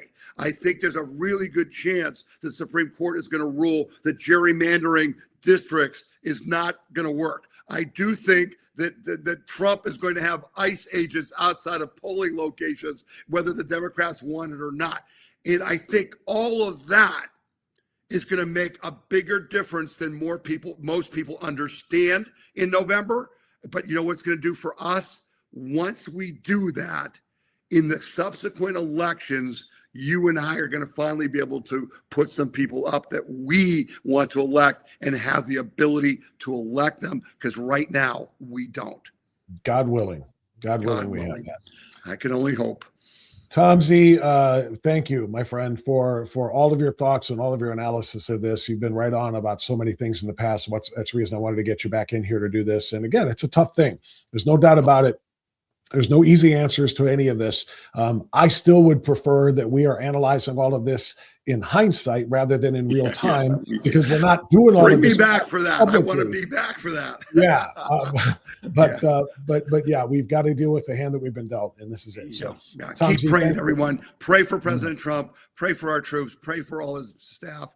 Pray. That's the real answer. Keep praying. And And just to throw this out there again, everybody remember Tom Z's website, wethepeopleconvention.org, wethepeopleconvention.org, Tom Z's newsletter and his weekly podcast as well. Tom, they get that at the same place? Yes. Sign up right there on the front page. There you go. So make sure everybody visit that and support Tom and his amazing work. Tom, thank you, brother. Thanks so much. Have a good rest of the week now. You too. All right, there you go. That's Tom Zawistowski, We the People Convention, and again at wethepeopleconvention.org. And I want to remind you about another website, the one that I am very, very supportive of and in strong agreement with. It is called BuckeyeBlueprint.com. BuckeyeBlueprint.com is the page where you can learn so much more about what AFP Ohio is doing, Americans for Prosperity, to help lift Ohio from being the middle of the country state that we are, both in geography, but most importantly, statistically, to the top of it in things that are of great importance to all of us. Economically, we should have more money in our pockets and less going to the government. Educationally, we should have more parental control of our schools and less of that of the government, particularly when the teachers' unions are so heavily involved in that. And energy-wise, we should have reliable, affordable power with all of the resources we have in Ohio. We should need nothing from anyone else. We should lead the country in these areas. And that's what AFP Ohio is doing. And that's what the BuckeyeBlueprint.com model is set on. And the only thing it's missing really from it, it's not strategy, it's not policy, and it's not vision. The only thing missing from it that I can see is you. It takes volunteers. Find out how you can volunteer to help support these efforts and these goals of establishing policy and being impactful in Ohio by going to BuckeyeBlueprint.com, BuckeyeBlueprint.com, and also make sure you visit Americans for Prosperity, AFP Ohio as well. Very, very important that we all play our role in this. And thank you to that organization for the extraordinary support that they have given us as foundational partners here with Strictly Speaking Unfiltered, and it is most appreciated. All right, so that was a lot. It's been basically a single topic show today so far. There are some other things I wouldn't mind getting into, but this is obviously the biggest thing right now because of what we saw, play out last night. At about 6:30 last night, President said that whole 8 o'clock thing. Yeah, we've agreed to a deal. A temporary one, a 2-week one, and here's what it looks like. And then literally 5 minutes after it was over, that deal was announced, they were bombing and launching into Israel and to the other Arab nations that are on our side in this. So does it look like much of a deal? No, it does not. Does it look like there is anything that we can agree with, that we should agree with, that the Iranians have laid out as far as their 10 points of demands? According to the Wall Street Journal, Tom Z said something really important there. We didn't get this yet from the White House, a confirmation of those 10 things. That's what the Wall Street Journal reported, and other media sources have reported based on quote unquote sources.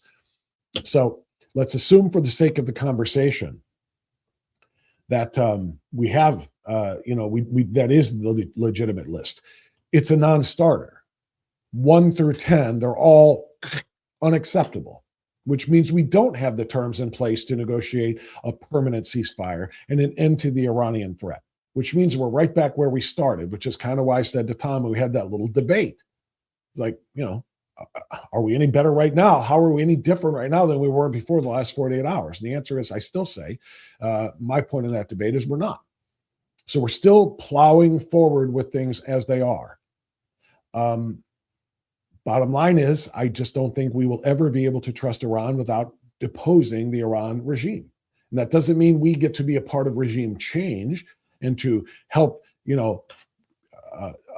create and to manage their elections the way we tried to do in Iraq. We need to let them figure it out for themselves after the regime is deposed, because the regime is never going to come off of the points that they put on that sheet, the things that we showed you earlier. So it's complex and it's convoluted, and and it's disappointing somewhat that we're still in this place.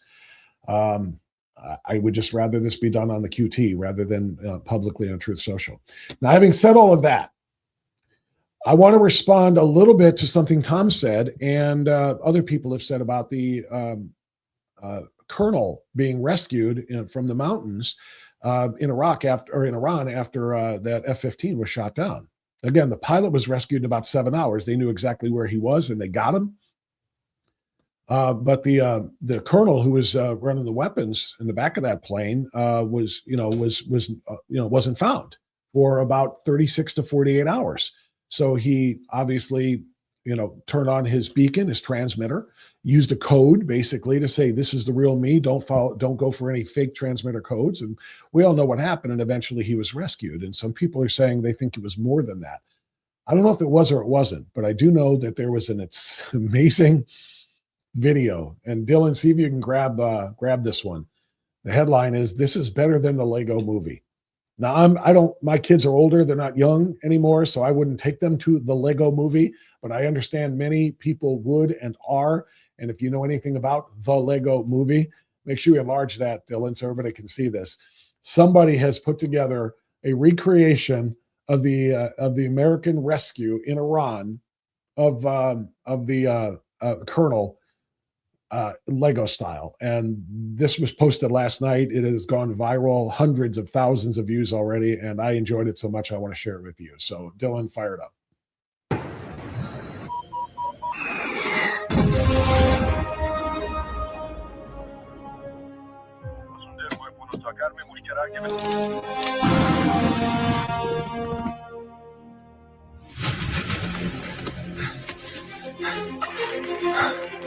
God is good. He's alive. Go get our boy. One American behind enemy lines. Wounded, surrounded. We bring him home. Viper 1-2. Hang in there. We're coming.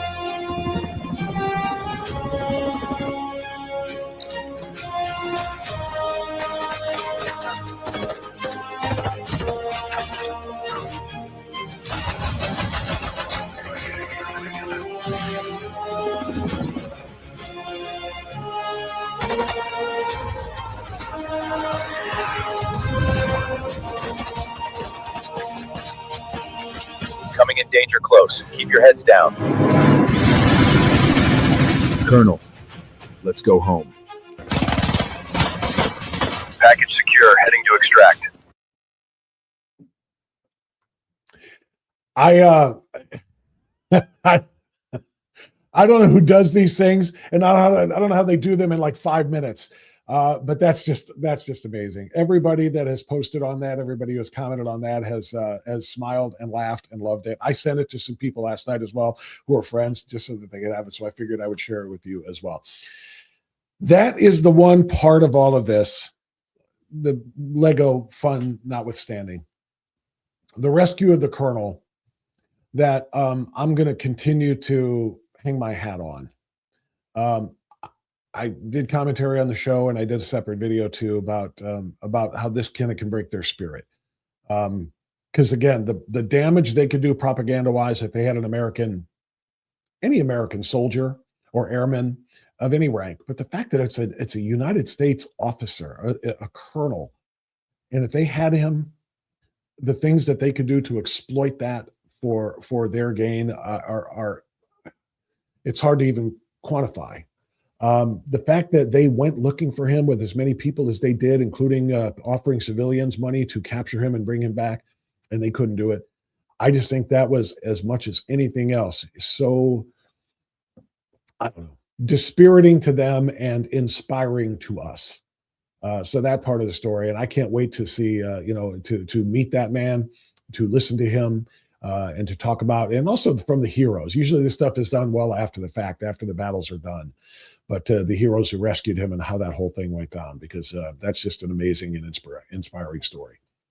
So, whether it plays a role in the end of the war or not, I don't know. We can't say that. But like I said, I think it takes a lot out of them to realize they had a golden opportunity and they couldn't take advantage of it. That's how I see it anyway. Let's see how you see things. I'm going to get into the comments now and talk to the chatters, because obviously that was a lot that Tom and I just discussed. So I'm going to scroll back a ways here in the chat to see what people are feeling about this. Because like I said, I started the show. I'm not being, in any way dishonest. I started the show by saying, oh, do we have somebody that needs to be ejected or evicted here? the trolls apparently. And I'm not looking at the chat during the interviews that I'm talking with people like Tom. So I'm not able to see these things ahead of time. I'm going to ask Dylan. I'm going to weaponize Dylan. Dylan's producing for us. Dylan, I'm going to ask you, when you're in the chat, when you see the trolls, just go ahead and boot these people. Just remove them completely. If you can do that, because I don't need this nonsense. I want to have good substantive conversation with people on the chat windows, or on the in the chat, I should say. So don't need it to be interrupted by the idiots. Okay, having said that, let's see if we can ban that user and delete the comments. Yeah, I think we can do that. Hopefully that was done. But anyway, I started the show by saying I'm of not really two minds on this, but just I'm a little bit uncertain how to feel about the way things happened last night. The part of me that wants to believe that everything is A-okay is the part that put that post out last night, because it went into my head, the Denzel thing, the one that says, here, let me see if I can play it again. This one. The shit's chess, it ain't checkers.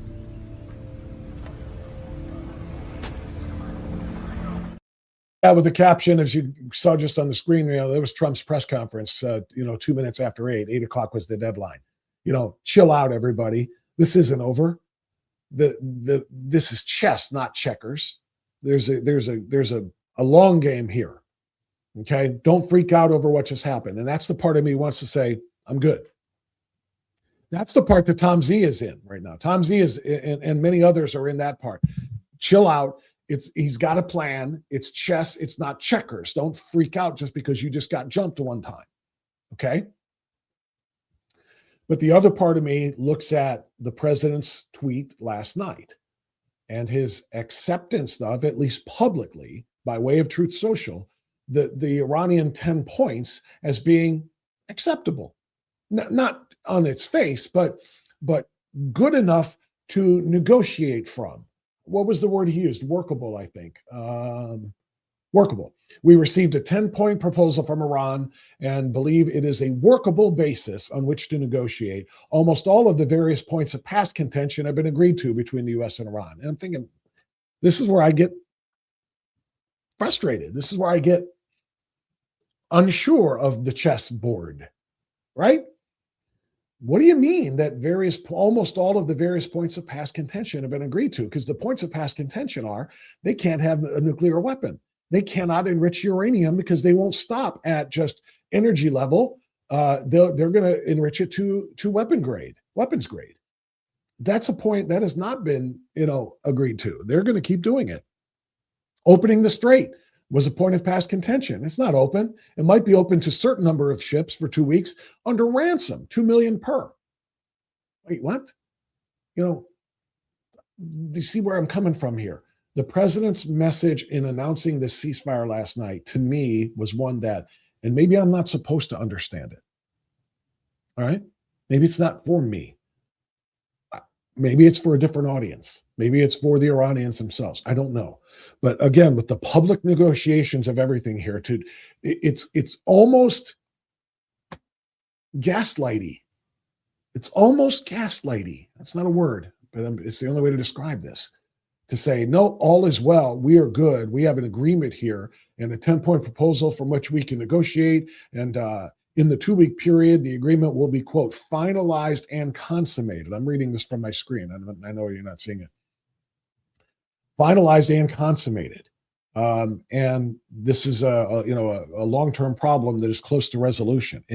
It's almost gaslighty because I don't see it as being close to resolution. I think we are right back to fighting that we were before Easter Sunday and that first tweet.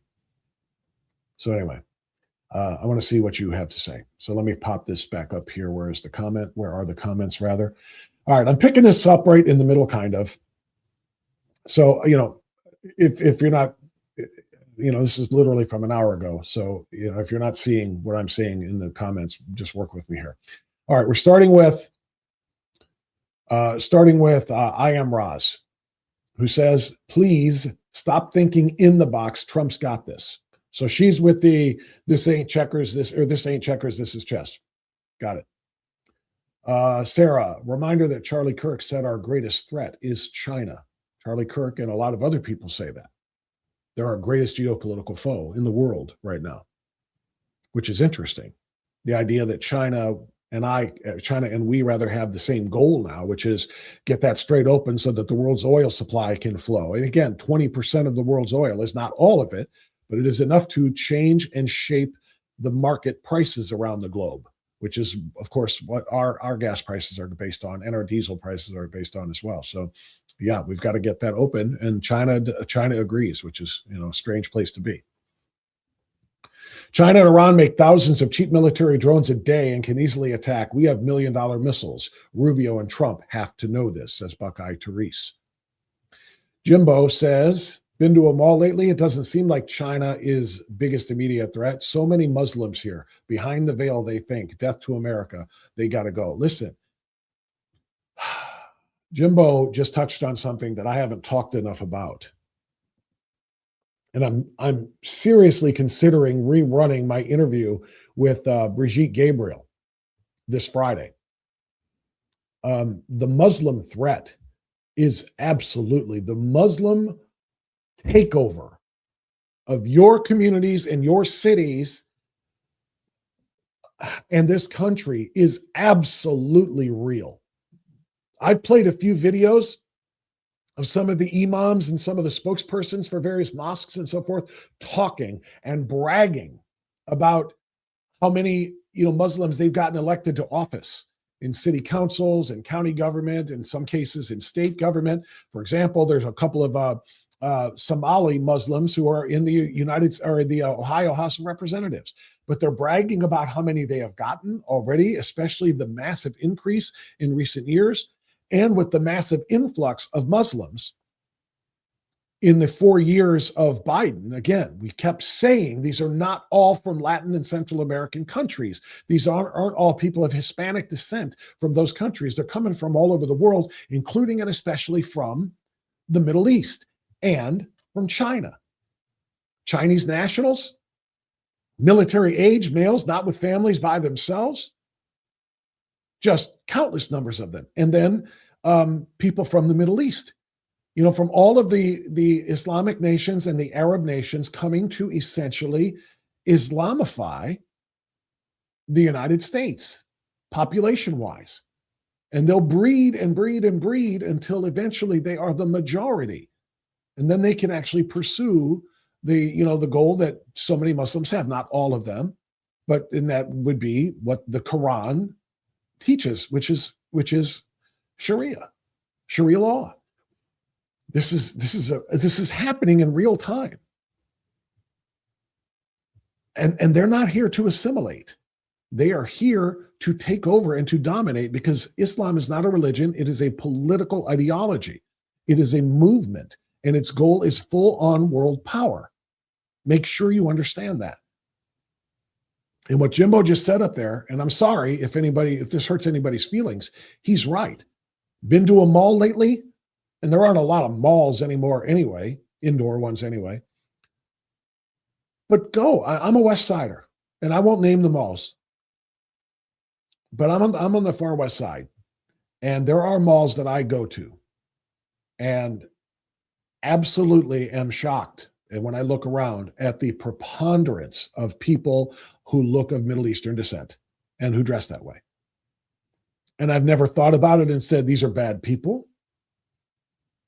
Never considered it. I don't have a problem with them as individuals.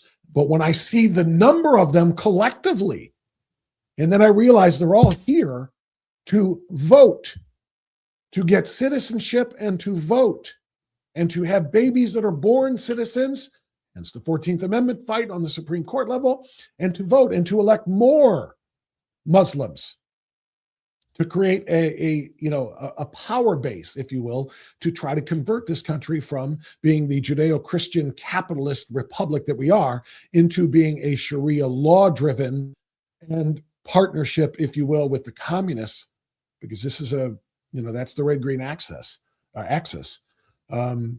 country that we no longer recognize. So it's a very important point.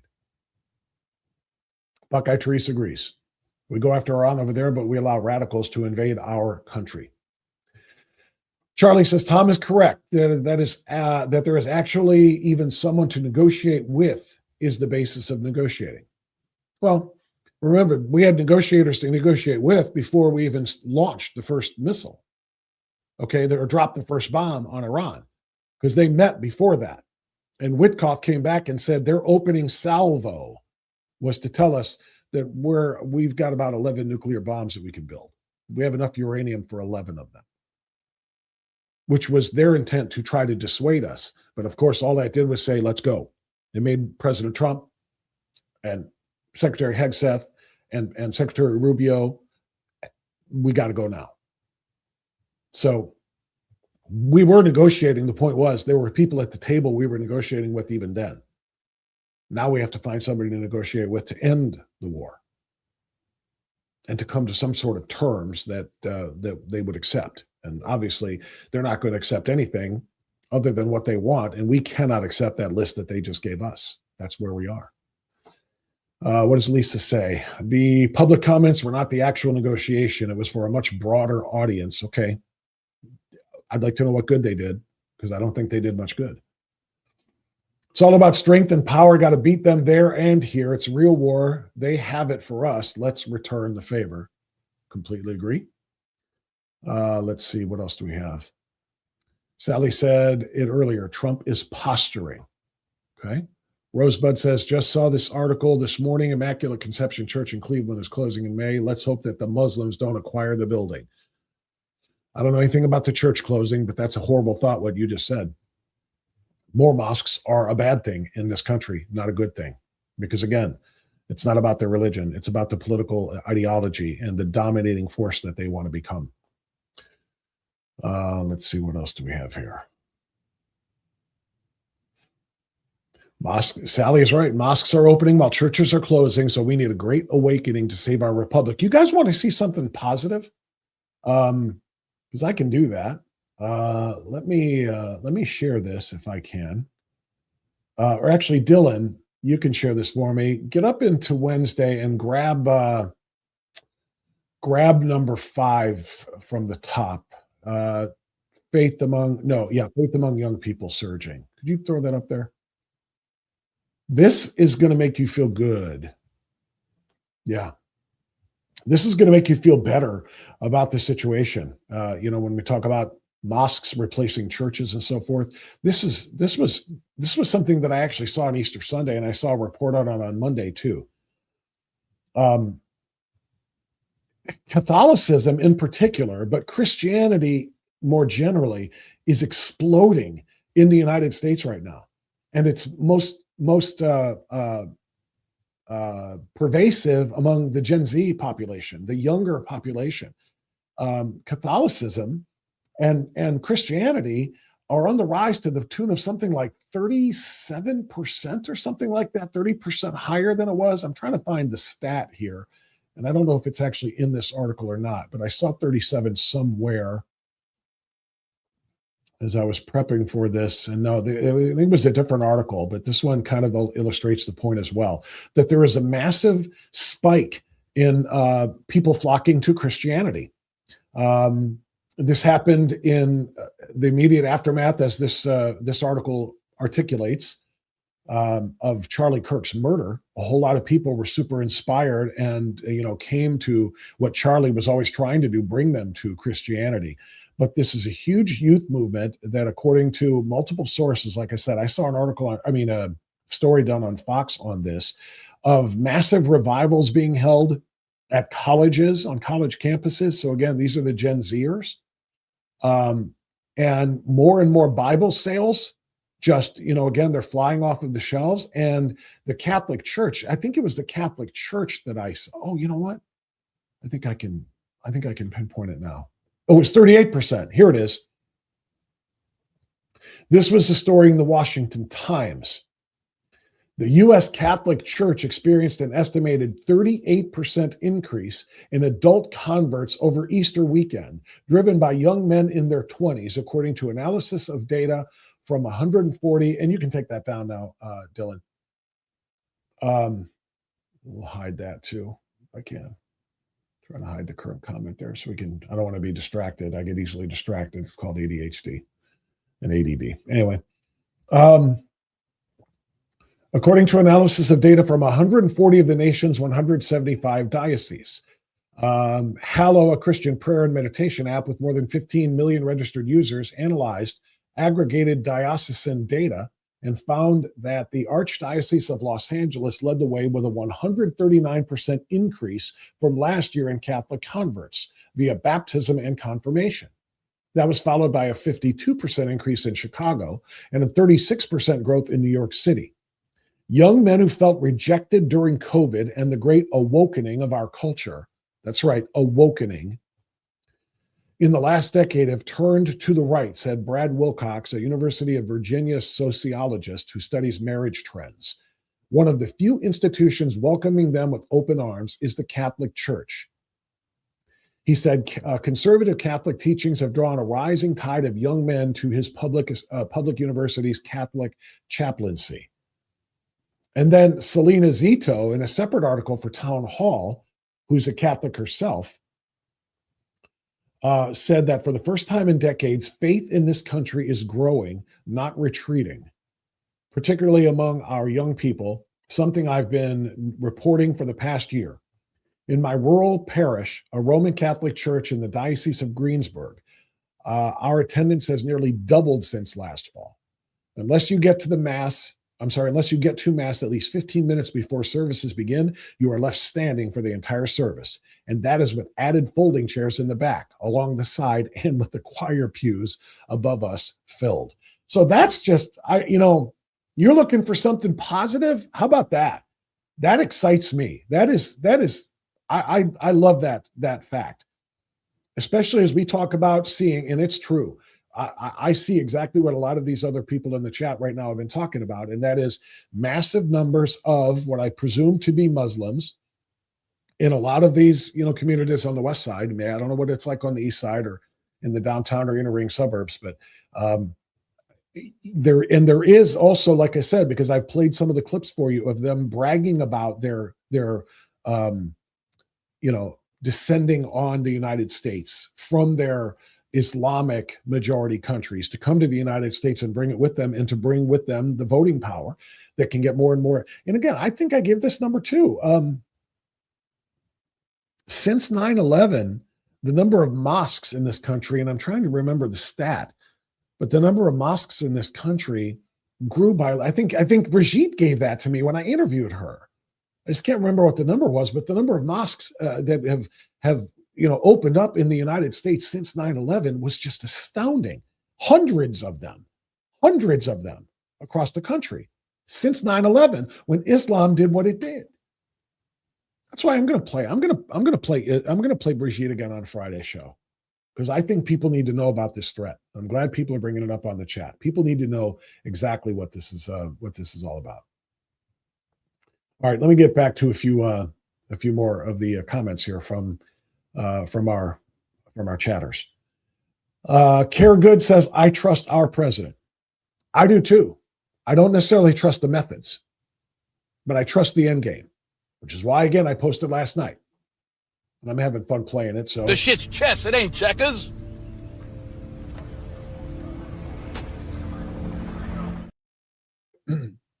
I don't remember what time it was, but that thought just came into my head that occurred to me. This is what, it just works. So I posted that, and it's taken off too. Thousands of people are viewing and sharing this right now on social media. So it's kind of cool. But it is. And that's what I want to believe too. I don't like the idea of the negotiation in public.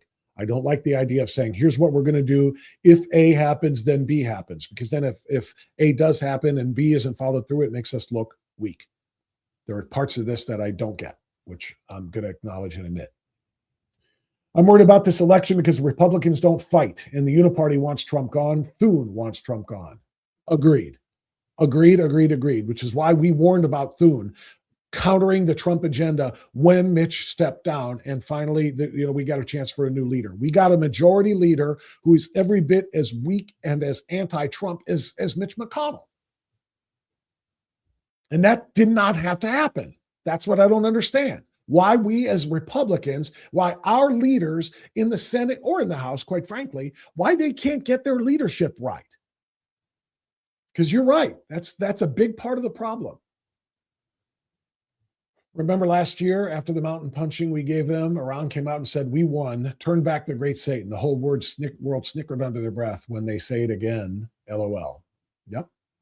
Deb says, absolutely correct, Tom. If Americans were informed and involved instead of just jumping up and down because Trump cussed. Yeah, the cussing wasn't even my concern about it. In fact, the video that I did yesterday telling everybody to chill out, Trump very likely has a plan here. I said, I don't like the language either. And somebody hit me up with a comment. Can I play that one? I don't know if I can play that one or not. Dylan, see if you can go to my Facebook and pull up my Bob France Road Rants video from yesterday. And let me know when you get that queued up. Okay, because this is just kind of an off-the-cuff thing. But what I said was I was concerned about the language too. And somebody hit me up with a comment that said, why are you concerned about it? He's a real person. I cussed too. I wasn't even talking about the F-bomb that he used in the tweet. I was talking about the language that said we're going to end a civilization Tuesday night and it will never be heard from again. That means wiping out all vestiges thereof. That means civilians are going to pay the price for the regime that already oppresses those civilians. That is the language that sounded awful and horrible. But again, as I noted multiple times, maybe that's the only kind of language that the Iranians understand. And that's why Trump is using it in that way. Again, I would prefer that he not use it publicly on Truth Social. I would prefer that he send that message to them through our negotiators. But you understand the point. All right. Let me know if you get that, Dylan. I'm very concerned about this election also. Yep, we all are. That's one thing that we were just discussing, Tom and I. Hegseth said Iran begged for mercy. I didn't see that. If he did, okay. I doubt it, by the way. Secretary of War is on Fox right now saying that this agreement will guarantee Iran never obtains a nuclear bomb. You know what? So did the Obama plan. When Obama entered into that agreement with Iran as well, they were not supposed to ever be able to gain a nuclear bomb because it was going to be anytime, all the time inspections by the IAEA. They were only going to be able to use their nuclear program for energy. But then they kept going past it and they kept blocking the IAEA inspectors from being able to see what they're doing. And they kept on going. You cannot ever trust an agreement with them that says, we promise if you just let us work on our nuclear program for energy, we'll never build a bomb. That's an agreement that means nothing. You can wipe your butt with that agreement. That can't be a part of this. Big Jake says, are we going to get any of the oil that sails through Hormuz? No, we have our own. Why is the price so high? The price is so high because world oil markets are set by incidents like this. Well, and if 20%, don't put that up yet until it's queued up, Dylan. Look, he's not. Keep that down, Dylan. Mute that for me until you're ready to play it. Anyway, the 20% of the world's oil flows through the strait. It affects the world oil price. And if the world oil price is the United States can't just say, well, we're not participating in the world oil market anymore. We're just going to use our own. So we're going to keep our prices where they are. We're going to run out very, very soon. And we're going to need to access, and participate in the rest of the world trade, including on oil. So that's the reason why the price impacts every country, even if you are flush with your own oil, which we are. What else? Macromia says, sounds to me like he's responding to U.S. demands, not Iranian demands. Interesting, maybe. The RNC isn't fighting. I don't hear them doing anything. If Charlie Kirk was alive, he'd be rocking. Not sure if Turning Point Action is doing the same amount of work they did 2 years ago. That's Turning Point USA, not Turning Point Action was a little bit different, but getting out the vote, they both do it. They're both part of that. So well done, Therese. Let's see. What does Sarah say? God deserves all of the glory. Secretary of War just said right now. Obviously, I wasn't watching that, but I like the message. Thank you to Secretary Hegseth for that. I'm sure there is much we don't know. We just have to trust the president. Casey John says, we do have a king. Mark King. Yes, we do.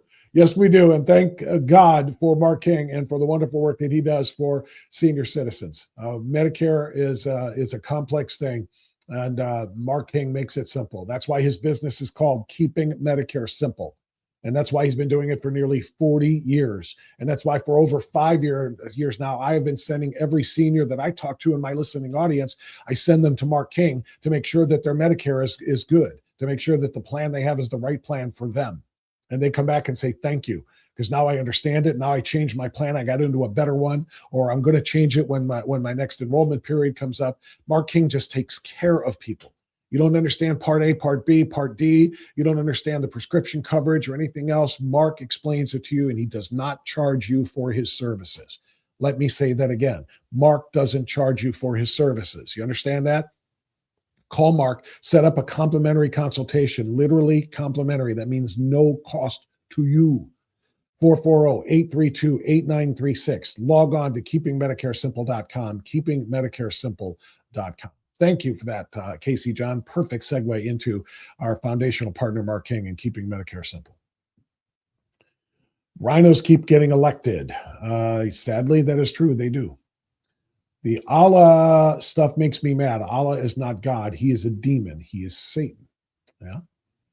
DJ T is trolling the Islama dudes. All right. I like that. Where else are we? Sherbank says, 49 like buttons now. Sadly, the totals don't refresh. Come on, people. We got to do better than that. That's not acceptable. Right now, I just refreshed it. It's 54. Everybody who's here watching, if I get, yesterday showed 1.9 thousand followers viewed the video yesterday. There should be 1.9 thousand likes, thumbs ups. Come on, people, work with me here on that. A couple more of these. Sherbank. Hold on a second now. Here we go. I've frozen. Dylan, do you have that queued up? Are we good to go, or is it a no-go? We're good to go. We're good to go. Okay. Yeah, this is the point I made yesterday in yesterday's Bob Frantz Road Rants video. I was trying to explain Trump. People who are really, really upset about what Trump said and what Trump tweeted and what, with respect to the wiping out an entire civilization thing. I wanted to kind of explain, look, he's gruff. He's rough. This is the way he talks. But we have to give this a chance. Play this. Not a diplomat, okay? He's not a traditional politician in any sense of the word. And that's why he won. He's a disruptor. He's a guy who goes out there and changes the game in every way. Economically, militarily, domestically, in every way. He's a game changer. He is a disruptor. Understand that. That's why we voted for him, all right? Is it always perfect? No. I don't like the language, by the way. I don't like the language of, tonight an entire civilization will be destroyed and never to be heard from again. That sounds awful and horrible. And I also don't think he means it. But I think he's trying to show the rest of the world that there is nothing that he won't do to protect the United States and our interests. I don't agree with everything he says. I don't agree with everything he does. But I've said this a million times, if there's one person that you can find in your life that you agree with 100% of the time, you have found yourself a mirror. Because that's it. Only the guy looking back at you from the mirror agrees with you 100% of the time. I agree with Donald Trump probably 85% of the time. 85, 90. And if I can find myself a president, a politician, a leader, somebody who impacts the way my life goes and who impacts the way this country goes, if I can get somebody I agree with 85, 90% of the time, I'm calling that a win. But no, he's not smooth. He's not a guy who's going to make you feel good. He's not a guy who's going to make you feel all warm and fuzzy about what a sweet man. No, he's a disruptor and he is effective. It's what we voted for. All right, let's see where it goes. Look. All right. Thank you, Dylan, for playing that. So I just, that was my mindset yesterday afternoon. Obviously, when I was driving and I recorded that, then of course things played out the way they did, 6:37, 8 o'clock last night, and we're back to questioning what's going on now. Is this chess or is this checkers? What is the president's actual agenda here? And as I said, we're never going to be. He's never going to sound like that polished guy, because he's not polished. He is not a politician. He is not a diplomat, as I said at the beginning of that clip. He's going to say things, in a direct way. And 99% of the time, I would say this is not about the 85 to 90% of agreement on his policies or his positions, but 99% of the time, that will be refreshing. And we will want to hear it that way. But that 1% of the time can be times like, we're going to wipe them out of existence. Their entire civilization will be destroyed and never, ever heard from again. That's the 1% of the time where I don't need a diplomat. I don't need smooth. I don't need warm and fuzzy, but I also don't need that because I think that creates more problems than it solves. So the point being, though, as I said, let's see how this plays out. Don't freak out. Guess what we didn't do last night? We did not drop, MOABs on civilian populations and wipe out a civilization the way President Trump said. That's a good thing. So that's why I said, wait and see how it plays out. We also didn't surrender anything. Let's see how it plays out. And the way I started my show this morning, I'll end it with now. Since I see Dylan is playing the music for us, I'll end it the same way now. And say that I don't know where it's headed. I am concerned about where it's headed, but I am going to give our president the benefit of the doubt about where it's headed. I am confident that 10-point plan or that 10-point demand that Iran made is going to be laughed at. We will not give them any of the things that were on their list. That I am confident of. What that means about the war effort going forward, though, is what I don't know. And what I don't know is disconcerting. I want this to end sooner rather than later for the reasons I explained to Tom Z, which is we need to get on with the business of convincing the American people to keep us in power, keep our majority, to protect and preserve and save this republic. That's what this is all about. So let's find out how much checkers is being played here, and let's see where it goes. Let's not prejudge or decide anything is already just wonderful or decide that everything is a failure. Let us be patient and trust the process and see where this goes. All right, that's it for today.